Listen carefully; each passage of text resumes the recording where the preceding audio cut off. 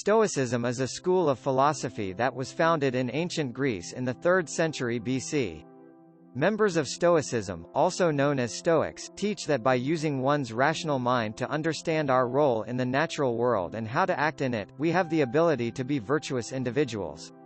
The founder of Stoicism, Zeno of Citium, realized that for a philosophy to be of use, it needs to expel the suffering of the mind, and in turn lead to a good life.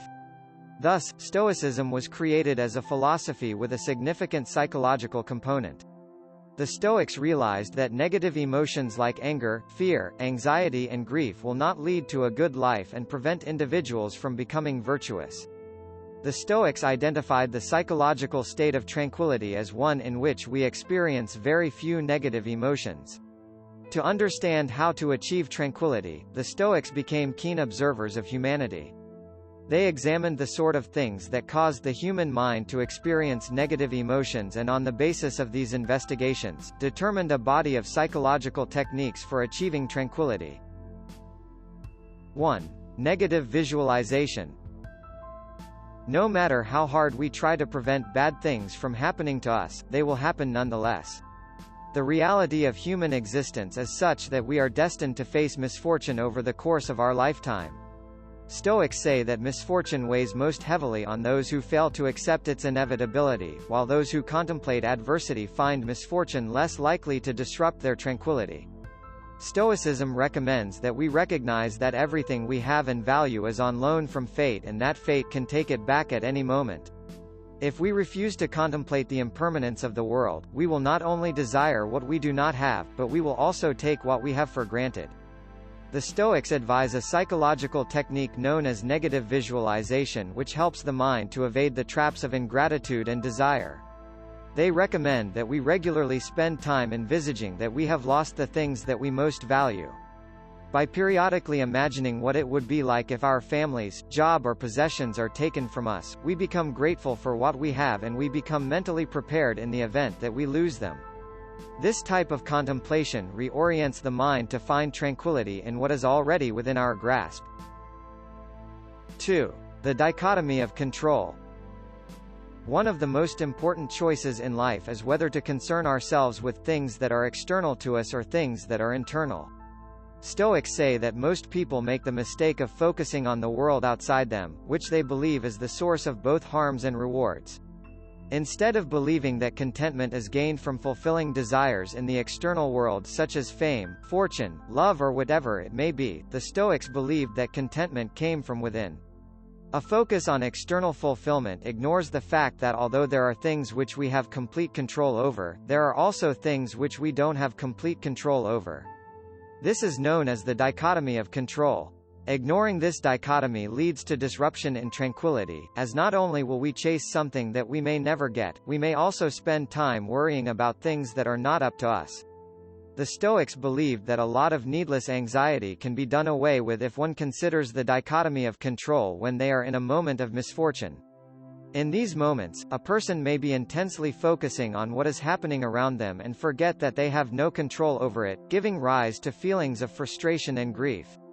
The Stoics recommend that in these situations, we step back and acknowledge that we have no control over this adversity while also recognizing that we have full control of our attitude towards the adversity. The dichotomy of control technique helps the mind to understand that which it can and cannot control, and when the mind recognizes that it can control our character, our inside world, we are put in power of how we act in the misfortune. 3. Fatalism. As some aspects of our life are out of our control, Stoicism teaches that our life is largely determined by fate. The Stoics therefore advocate that we take a fatalistic view of our life by acknowledging that it is random probability that has landed us in the life that we are living.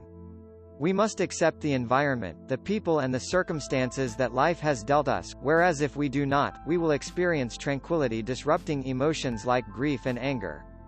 The Stoics thought that one way to preserve tranquility was to take an especially fatalistic attitude towards the things that have happened to us in the past. By being fatalistic in respect to the past, a person is unlikely to spend time worrying about how the past might have been different and how their current situation could be different. Through fatalism, such a person achieves tranquility because they embrace each moment of their life. Fatalism is thus a mirror image of negative visualization, as instead of thinking about how a situation could be worse, the mind refuses to think about how a situation could be better. Stoicism does not, however, teach that we should be apathetic to our fate and that we should not try to improve our circumstances.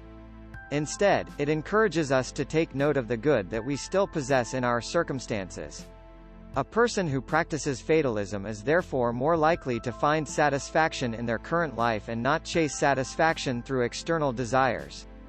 The fatalism technique therefore helps to achieve tranquility by removing the dissatisfaction that comes with wondering how life could be different and in its place, producing a feeling of gratitude for the life we have. 4. Self-denial. The Stoics thought that one way to increase your appreciation for life, and likewise increase tranquility, was to not only contemplate bad things happening but also live as if they did. Stoicism therefore advocates that we occasionally spend some time in voluntary discomfort. The Stoics believed that periodically denying ourselves of some pleasures is better overall for our tranquility for a number of reasons. Firstly, by choosing to be hungry or to be cold, we harden ourselves against any misfortune in the future. If all we know is comfort, we may experience great fear and anger when comfort is taken away from us, and through voluntary self-denial, we may protect our future tranquility.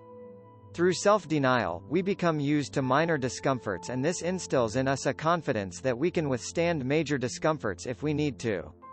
Another benefit of self-denial is that it helps us to appreciate what we already have. By purposely causing ourselves discomfort, we will greatly appreciate those comforts that we take for granted, such as warmth and food. The Stoics therefore suggest that we should practice self-denial by occasionally foregoing opportunities to experience pleasure. For example, on some days, we should eat only when we are hungry and not for the sake of eating. Self-denial will inevitably build in us the trait of self-control, which is valuable in a time where pleasure is abundant. In the end, by occasionally denying ourselves of some comforts, we cease to become puppets to our desires, and we increase our tranquility by experiencing genuine pleasure, the pleasure taken from being proud of our character.